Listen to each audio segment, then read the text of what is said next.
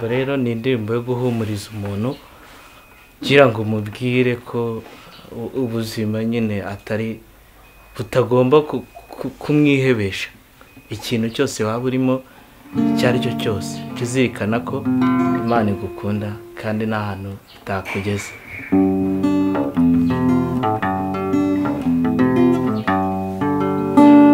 Oya oya mama we, oya di niwihebe ibyo ubona ko bidashoboka kumanaho erega biroroshye, kumanaho erega biroroshye. Nubwo waba ubayeho nabi cyane urebe epfo ukabura ruguru, bwakwiruka rirati nibwira, bwakwiruka vuga ngo nibucya.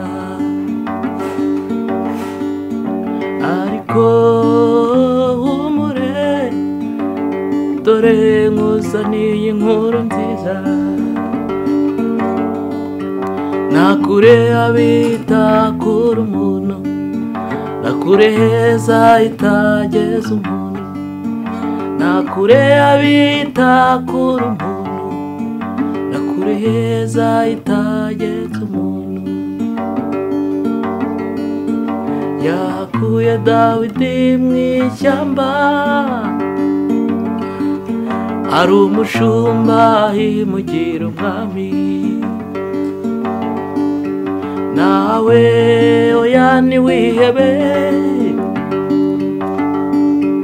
nawe ejo waruta Rujugiro, nawe ejo waruta Rujugiro, rubangura n'abandi bakire.